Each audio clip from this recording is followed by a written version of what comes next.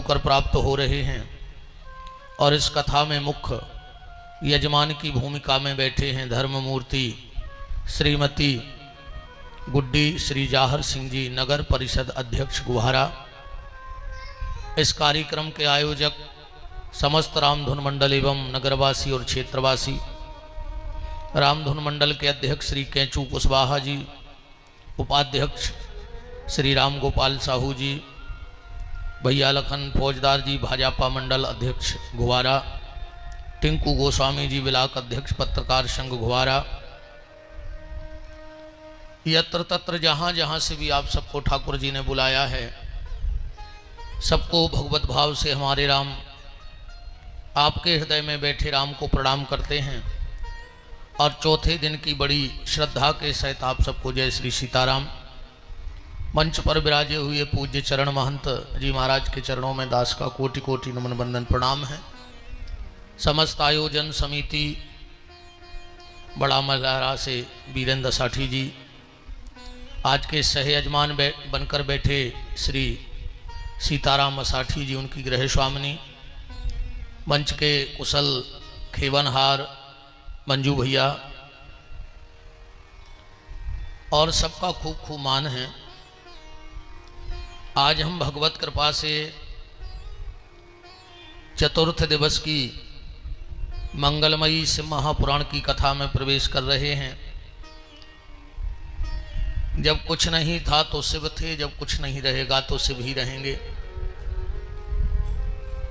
पर कथा में हम और आप प्रवेश करें, आप सबसे इस दास का निवेदन यही है, जितना अधिक से अधिक हो सके इस मानव जीवन में भगवान का नाम ले लेना, क्योंकि नाम ही साचा है, बाकी सब झूठ है। साचे श्री राधा रमन, झूठो है संसार। और बाजीगर को खेल है, मिटत न लागत बार। यह संसार सपना है और हम लोग मोह की निद्रा में सो रहे हैं। और उस मोह की निद्रा से अगर हमें कोई जगा सकता है तो या तो संतों की कृपा हो सकती है या गुरु का आशीर्वाद हो सकता है। बिना संत के, बिना गुरु के आशीर्वाद के कोई भी व्यक्ति इस मोह की निद्रा से नहीं जाग पाता है। और जब तक इस मोह की निद्रा से जगोगे नहीं, तब तक आप इस झूठे संसार से हटोगे नहीं। इसलिए नाम जप करते रहिए। हाँ, ये बात अलग है कि शुरू में भगवान के भजन में मन नहीं लगते आए। शुरू में भगवान के भजन में मन नहीं लगत। पर एक कारण और देखियो आप, किसी संसारी से चर्चा करो कि भजन करो तो को का जवाब रहते है, महाराज अब मन नहीं लगे। जब मन लगे तब भजन करें। जो ही है ना संसारी को उत्तर, भजन करो महाराज अब मन नहीं लगे। जब तक मन लगे ने तो भजन करें ने। अब कोनो संत से पूछो तो संसारी कहते कि जब मन लगे तब भजन करें, और संत कहते हैं जब तक भजन करो ने तब तक भजन में मन लगे ने। इस मन को जबरदस्ती भजन में लगाना पड़ेगा। अगर तुम मन के भरोसे बैठे रहे तो शमशान घाट तक भी ये मन तुमसे भजन के लिए नहीं कहेगा। जबरदस्ती एक भजन में लगाओ।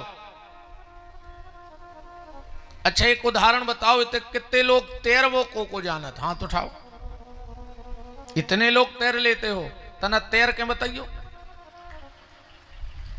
अब आपका उत्तर होगा कि महाराज जब पानी में जाएंगे तब तो तैरेंगे, बिना पानी के कहां से तैर पाओगे?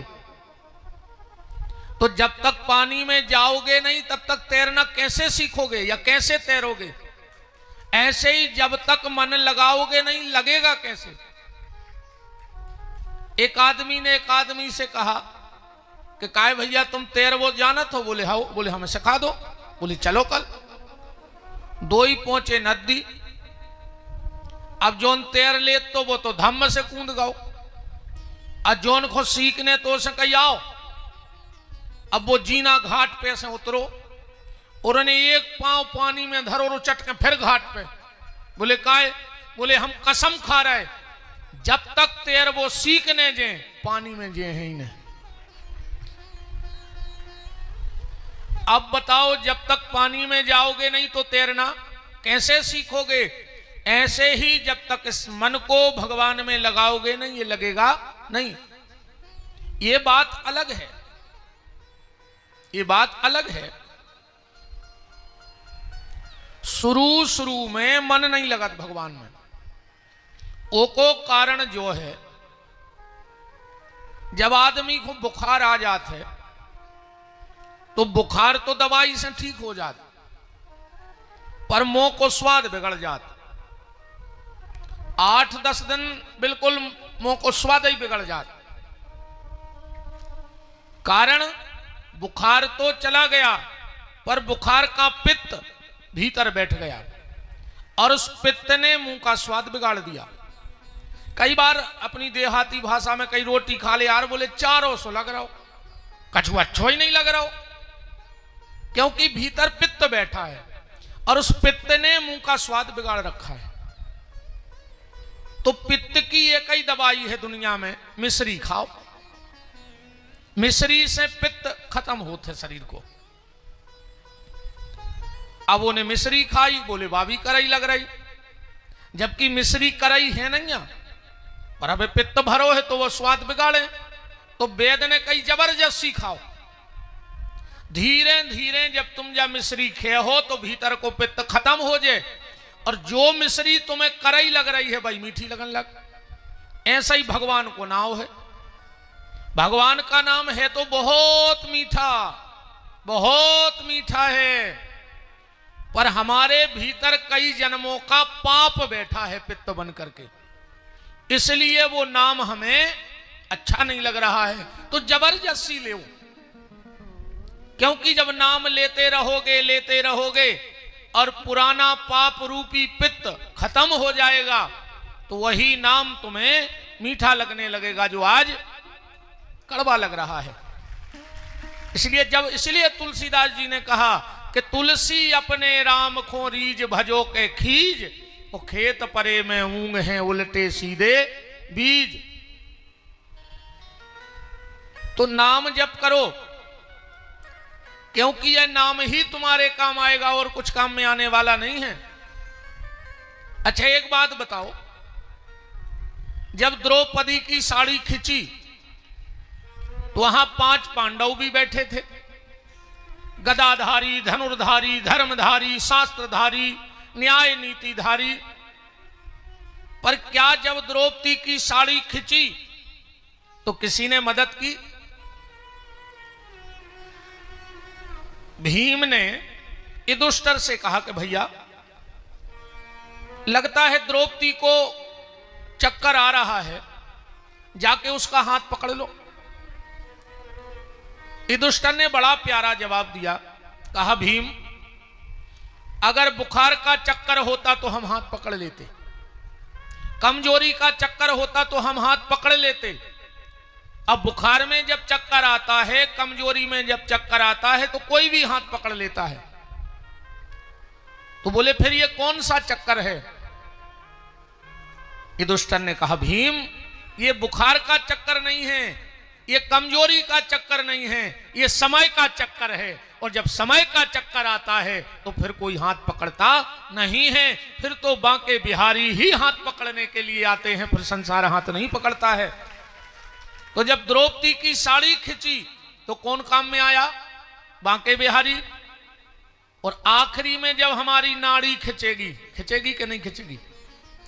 कोई आके कहेगा कि भैया अब तो नेचे पार दे। बोले काहे? बोले अब तो तनकई के हैं, नारी खिंच रही है। उस वक्त तुम्हारा परिवार तुम्हें घेर के खड़ा रहेगा, पर काम में कोई आने वाला नहीं है।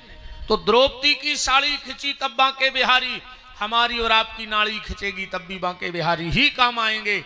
इसलिए भगवत भजन करते रहो, नाम लेते रहो। यही नाम तुम्हारे काम में आने वाला है और कुछ काम में कोऊ के भरोसे न रहो। तुम अगर घर की नारी को भरोसा करें हो तो हाथ की नारी संग छोड़ दे, घर की तो छोड़ो छाड़ो। हाथ की नारी तक संग छोड़ दे, एक दिन ने छोड़। अरे भीतर की सांस तुम्हारा साथ छोड़ देगी। तुम संसार के साथ की आशा लगाए बैठे हो।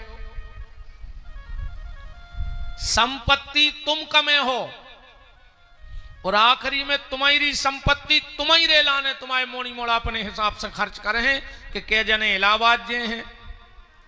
फिर तुमसे ने पूछीजे कितने बड़े बड़े रसगुल्ला बनने हैं, कौन कौन को न्याव तो होने हैं, जा तुम्हारी अब फैसला कर है मोड़ी मोड़ा।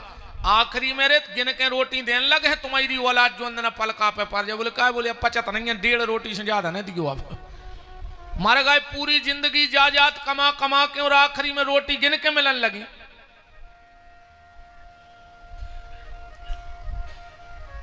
काय को लगे हो यार, खुद को मोड़ा रे फूल नहीं ले आए घरे, उतई मारे घटा में पीपर पे बांध देत कई दाऊ नहीं के नहीं उठा ले अभी जब इलाहाबाद जे अभी मर गए रे अधर्म की जायदाद जोरत और खुद को मोड़ा रे हाड़ नहीं ले आओ घरे। जे 2 नशे नहीं लगा के पोता थे दिन के दिन कहूंगे तो सो चिट्टा रह जाए, कई जिज्जी मा लगा के चिट्टा रहेगा उतया बैठ रहा डुकराऊ चिट्टा में आके। अब आखिरी में कई बब्बा की जाकट फेंक दे, बब्बा की गुटनियां फेंक दे, बब्बा के जूता फेंक दे, बब्बा के बासन फेंक दे, बब्बा के गद्दा पल्ली फेंक दे और बब्बा की जायदाद गेंत ले। हम तो जब जानते जब वो घर छोड़ देते, हम तो जब जानते जब वो जमीन छोड़ देते कि जो बब्बा ने कमाई थी। अकेले पुराने कपड़ों में आ रहा हो बब्बा, जूतों में बैठे बब्बा, गुटनिया में चिपक गओ। बहुत खतरनाक दुनिया है रे। कहो 6 साल से बाप से बेर बांधे पापी और जो ना बाप मर गओ और जो गांव भर के जुड़े हो जो ठटरी पे धरे बाप को सो फिर चढ़ बैठो मारे मराए बाप के ऊपर। पापा बोल काय नहीं रहे, पापा बोल काय नहीं रहे और 6 साल से बेर बांधे पापी। अब पूरे घुआरा के सामने नाटक ये बता रहे कि तुम श्रवण कुमार हते। बाप भी परो परो अर्थी पे कह रहा हो बेटा अगर बोलत रहते तो वे हम 2-4 साल और जी लेते, यही से तो मर गए कि तुम बोलत रहते।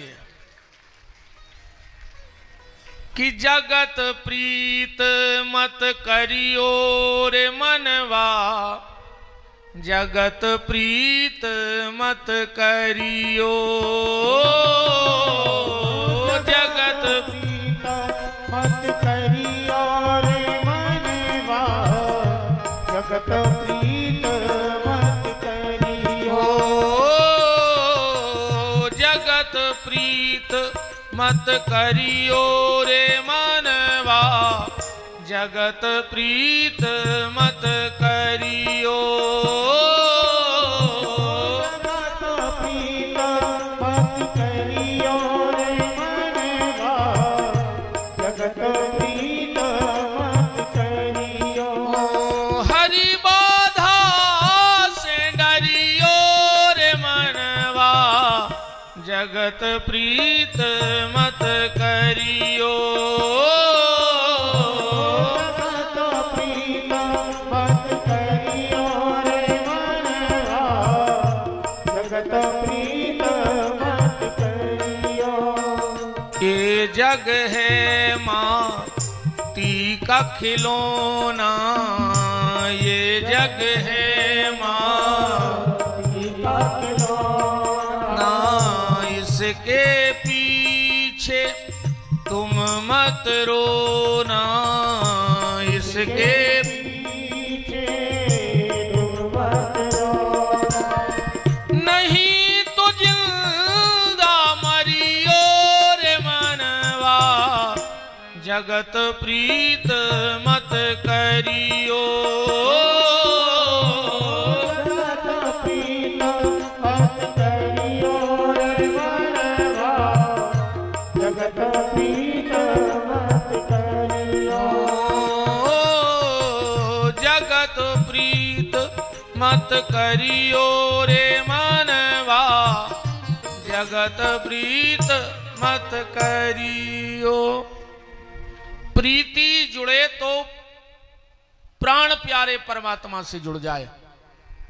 संसार की प्रीति किसी काम की नहीं है, संसार की प्रीति किसी काम की नहीं है। इसलिए भगवत भजन करते रहो, नाम लेते रहो। अच्छा फिर अब जावी बात है, भजन सबसे होत भी नहीं है, बनावे तो तुम्हारे पूरे या फिर रहा है। अब जितने बैठे हो आज के पंडाल में पूरे सुधर गए, अबे तो बिल्कुल तुम्हारे ऐसे कहा है कि सूजी के सुधागा न कर दिए बिल्कुल सीधो। एक बुरा पूरे सुधर गए बैठे बैठे। तुमने जैया सोच रहा है हम भी भजन करें, कब नो जोनो पंडाल में हो जबनो, और पंडाल के बाहर चंडाल आई के चंडाल। बताओ अबे तो बिल्कुल पूरे ऐसे कहा है कि हरिश्चंद्र भी फांसी लगा ले तुम्हारे देख के इतनी देर, बिल्कुल पूरे सुधर चुके। काश जितना अच्छा भाव हमारा पंडाल में रहता है, उससे थोड़ा सा भी भाव अगर घर में बना रहे तो तुम्हारा घर मंदिर बन जाएगा, मेरी गारंटी है।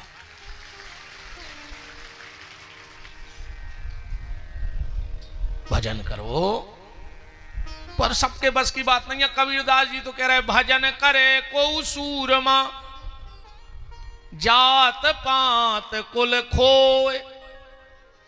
बहुत कुछ खोना पड़ता है भजन के लिए। और एक बात आज की कथा में हम और कह दें, जितने लोग भजन करते हो, दुनिया की बातों में भजन करना बंद मत कर देना। कई बार लोग मंदिर एक नहीं बंद कर देते, बोले काहे, बोले पुजारी ने हमें प्रसाद नहीं दवा, अब हम जे हैं ही नहीं। कछु राम धुन में जावे में ये में बंद कर देते, बोले उन्हें हमारे सामने से तारें उठा लेंगी थी, अब हमें जाना ही नहीं है। इतनी सी बात पे भजन बंद कर दिया तुमने। हनुमान जी जब लंका गए तो राक्षसों ने हनुमान जी को लातें मारी, बात तो ठीक है, लात मारी। लिखा है सुंदरकांड तो पढ़ते होगे, मारा ही चरण, उचट उचट के पीछे से राक्षस हनुमान जी को लात मार रहा है। हनुमान जी सोच लेते कि होगा भजन, हो गई सीता की खोज, हम तो घरे चले। पर हनुमान जी ने कहा नहीं, चाहे लात मारो चाहे बात मारो, पर हम अपने लक्ष्य से हटने वाले नहीं हैं, हम भक्ति की तलाश करके रहेंगे। तो जब हनुमान जी लात खा के भी भजन बंद नहीं करते, और हम लोग बात पे भगवान का भजन बंद कर देते हैं। कहने वाले तो कहेंगे, उनका तो एक ही काम है। अच्छा पहले खेतों में बिजू के रहते, बिजू के तो जानत हुई, एक डंडा गड़ा दो, एक ऐसो को पेंट शर्ट पहरा के भूसा भर दो, एक हड़िया की मूड बना के बीच चनों में ठोक दे। अब आजकल वे बिजू के खेतों से भग जाए और घुआरा में रहने लगे। ऐसो हो नहीं सकत कितने बड़े घुआरा में 10-20 बिजू के ने होए, और ने होए तो तुम जो कहो विपिन बिहारी हार वे तज्जार है। इतनी बड़ी नगर परिषद में 10 बिजू के ने वह तो काय की इतनी बड़ी नगर परिषद। अब वे खेतों में बिजू के नहीं आ, अब वे कहां हैं, गांव में। बिजू को का करत है, अरे बिजू के खेत के खाए खो अपजस लेत, ने खुद खाए खेत खो, ने औरों को खाने देत। ऐसा ही कछु रहते हैं, कछु इनमें रहते हैं, ताड़का हरे 10-25 तो होंगे ही। अब पता तुम्हारे करियो के वे बिजू के कुआं घुआरा के जिंदगी कोनो मंदिर नहीं गए, जिंदगी कबू राम धुन में नहीं गए, जिंदगी कबू प्रभात फेरी में नहीं गए, पर जोन बेचारे अपने प्रभात फेरी निकाल रहे हैं, राम धुन कर रहे, बे निकरे अज्जे दरवाजे रोड पे बैठे बैठे पता क्या कर, अब कई भज जाए इनको तो बेमाना है, ये तो सीधे ही हैं। हरिश्चंद्र ने कर गए, मुंह में कीड़ा पार के मार हो रे। ध्यान राखियो जो ये भक्तों की तर्क करत हो, मर जे हो कीड़ा पार के मारो हो, पूरा घुआरा तमाशो देखे तुम आओ।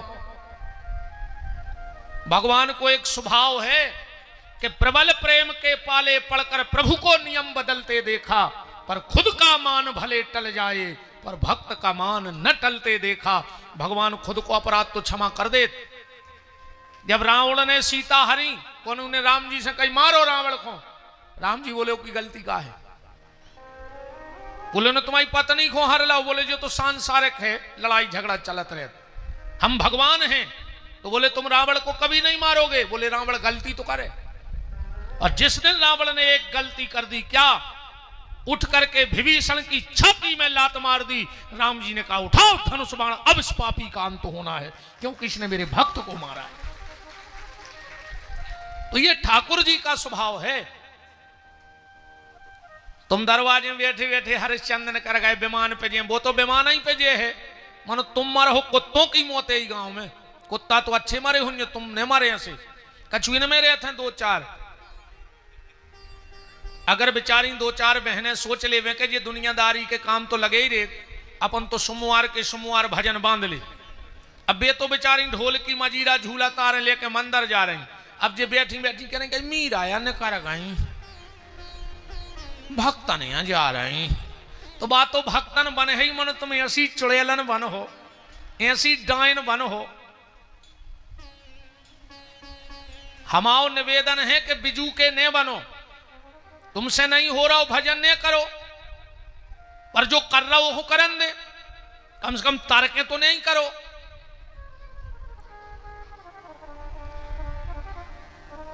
भजन ऐसो नहीं हो रहे, वो तो जे के बाप दादों से होत रहा है सो हो रहा हो। अब जब तुम्हारे खानदान में नहीं भाव 7 प्यारी से, तो तुम्हारी औकात है कि तुम खानदान के नियम बदल दो। बिना माता पिता के सत्कर्मों के तुम भजन के मार्ग पे जा नहीं सको। अगर तुम्हारे माता पिता सत्कर्मी रहे होंगे तो तुम धर्म के मार्ग पे जाओगे, और अगर माता ही पिता सत्कर्मी नहीं रहे तुम कहां से चले जाओ। इसलिए कभी भी किसी की निंदा मत किया करो, पर नाम जप करो जितना अधिक से अधिक कर सको। कल की चर्चा में हम लोग सृष्टि की उत्पत्ति की चर्चा सुन रहे थे। कैसे भगवान महाशिव ने शक्ति को प्रकट किया, कैसे महाशिव ने विष्णु नारायण और सत्यनारायण बनाए, कैसे ब्रह्मा जी को प्रकट किया, कैसे ब्रह्मा जी को श्राप मिला, कैसे पुष्कर की उत्पत्ति हुई, कैसे ब्रह्मा जी को पूजा का स्थान दिया गया। ये सारी चर्चाएं कल आप कथा में सुन रहे थे। कल हमने आपको यह भी बताया था कि हमारे सनातन धर्म में बीच में अर्थी उतारी क्यों जाती है। कब से यह परंपरा हमारे सनातन धर्म की है कि जब मुर्दा घर से उठता है और शमशान जाता है तो बीच में एक जगह उसको विश्राम दिया जाता है। श्री सूत जी महाराज सोनक ऋषियों से कह रहे हैं कि अब ब्रह्मा जी विष्णु और शिव खड़े हैं। भगवान शंकर ने अपने मुंह से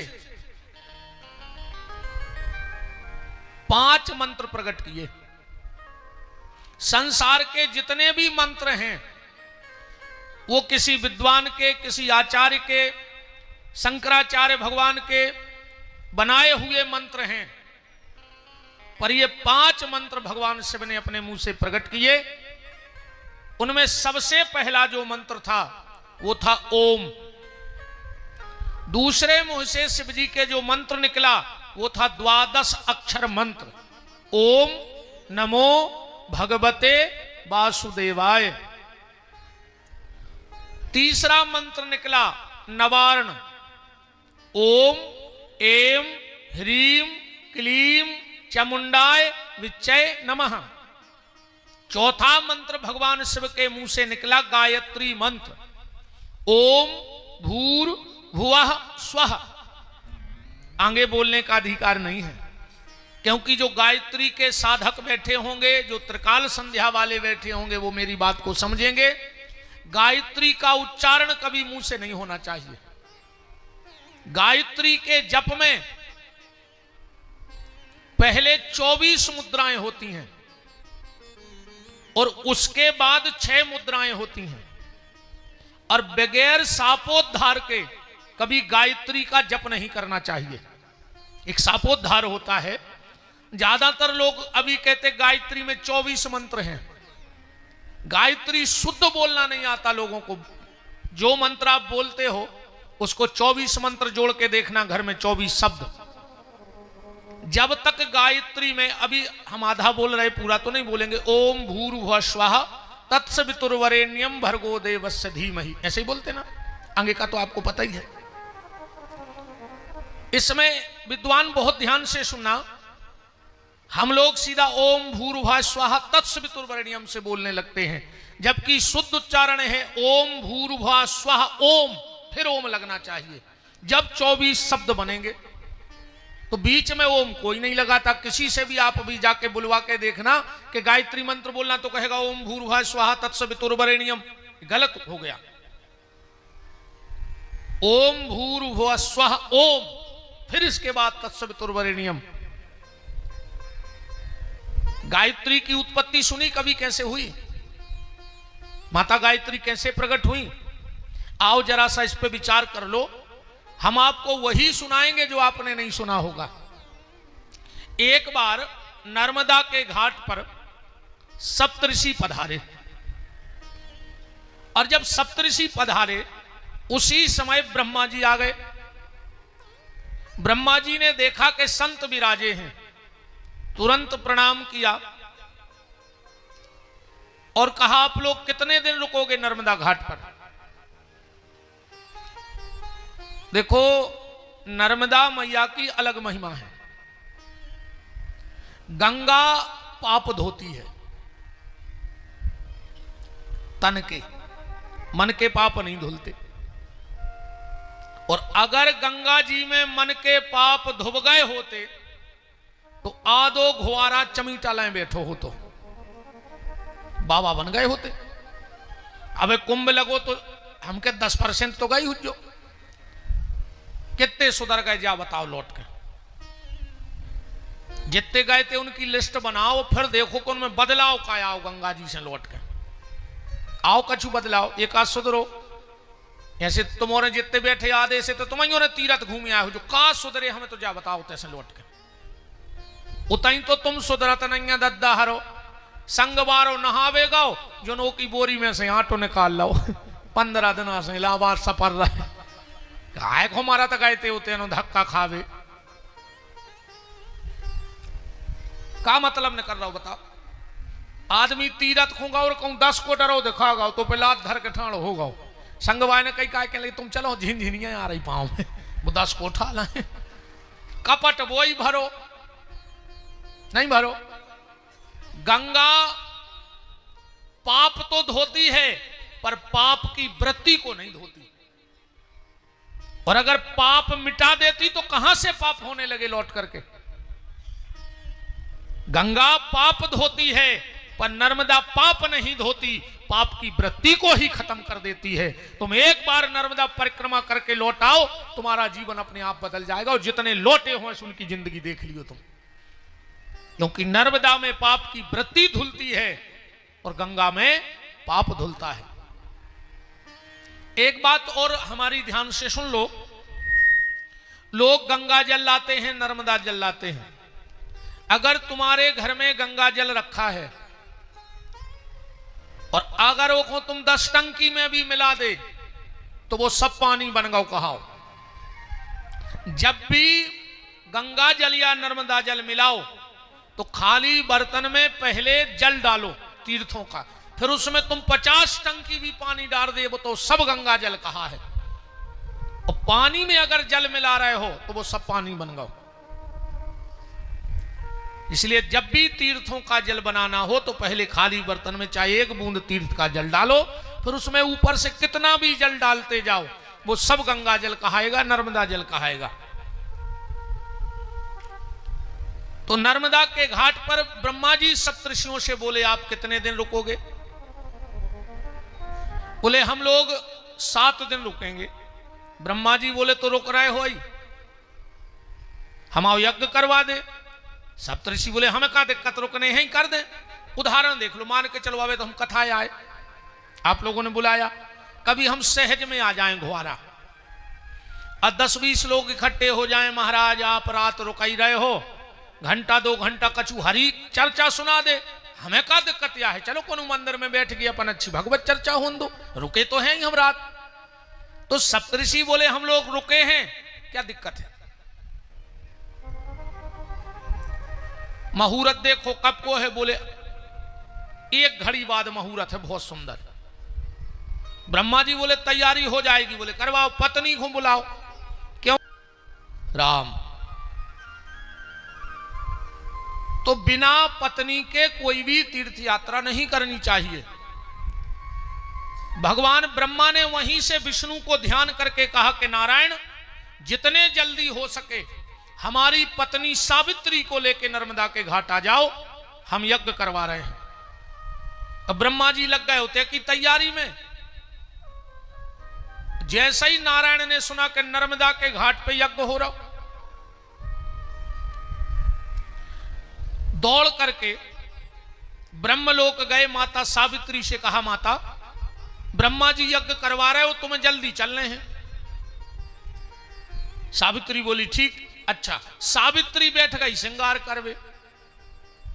अच्छा, 2 लोगों को बड़ा टाइम लगता है, ब्राह्मण को भोजन करवे में बहुत टाइम लगा थे, भारी रुच रुच के भोजन करत ब्राह्मण। जितना टाइम ब्राह्मण को भोजन करने में लगता है उतना ही टाइम माताओं को श्रृंगार करवे में लगा थे।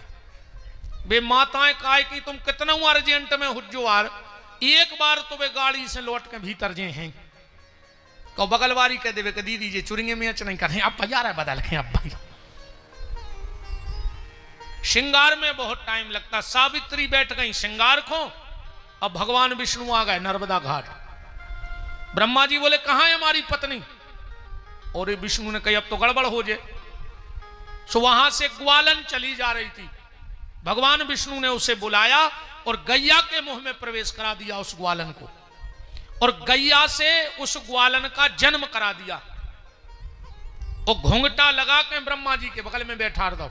अब ब्रह्मा जी चीन न पाए, ब्रह्मा जी ने सोची सप्तऋषियों को कायदा करें।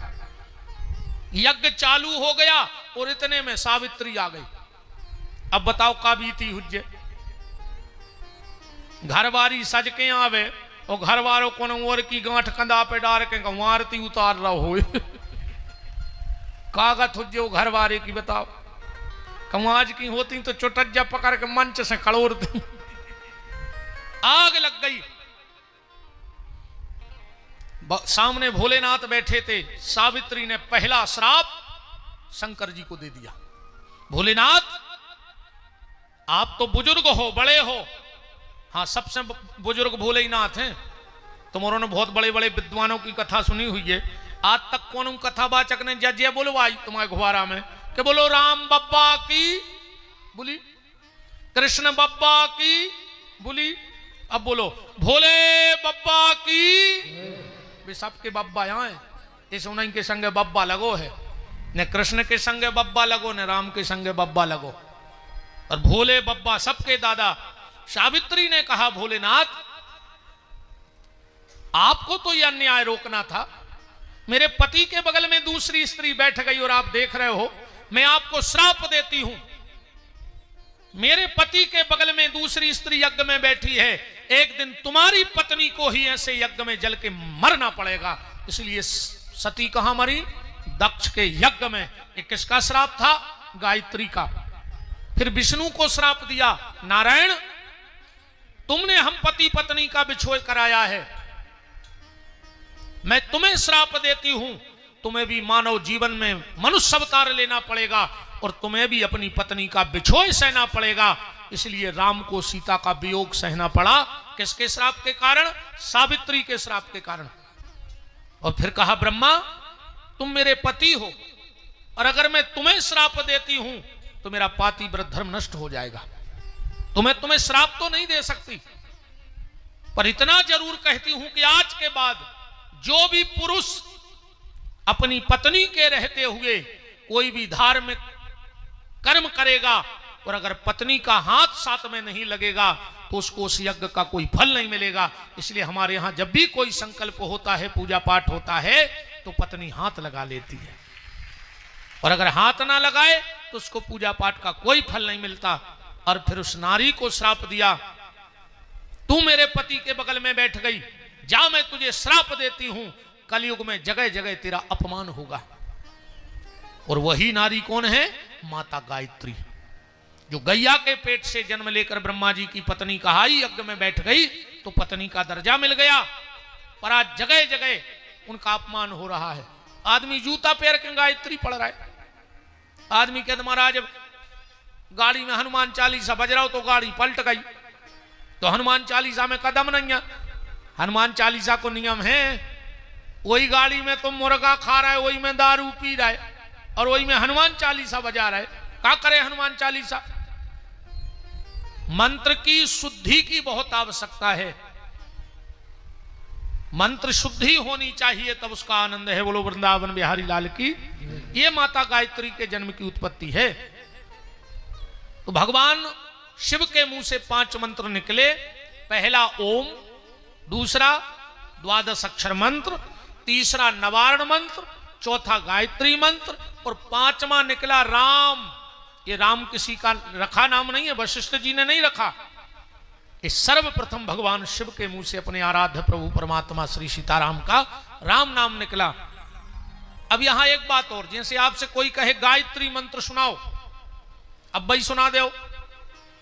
आपसे कहें 12 अक्षर मंत्र सुनाओ, अब भाई सुना दो। आपसे कहें महामंत्र सुनाओ, अब भाई सुना दो। आपसे कहें के नवारण सुनाओ, अब भाई सुना दो। अगर हम आपसे पूछें, कोई आपसे पूछ ले कि तुम सनातनी हो, हिंदू हो, तो प्रणव मंत्र सुनाओ, क्या सुनाओगे?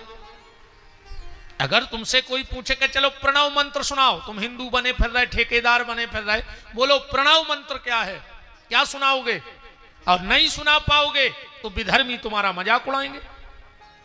आज विधर्मी ऐसे ऐसे तर्क दे रहे हैं, ऐसे ऐसे तर्क दे रहे, ये धर्म परिवर्तन करवा रहे हैं कुतर्कों से, क्योंकि मूर्खों को कुछ पता है नहीं, और उनसे पूछ बैठते हैं और वो उसका सही जवाब दे नहीं पाते तो वो अर्थ का अनर्थ बता देते हैं।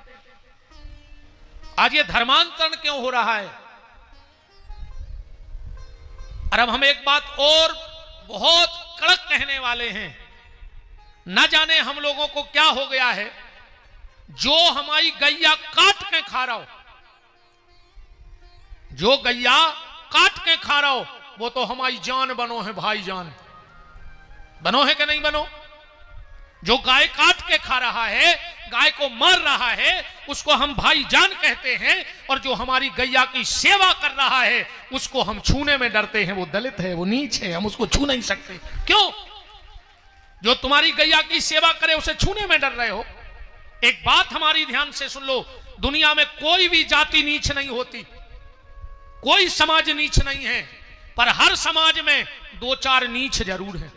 ऐसी कौन समाज ने कहा ही जिनमें 2-4 नीच ने हो, और उन 2-4 नीचों के कारण आज सीताराम भाई जा रही पूरी।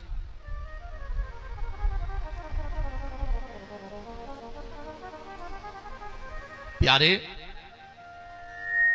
हमारी कुछ गलतियों के कारण आज लोग धर्म परिवर्तन कर रहे हैं। हम निवेदन करते हैं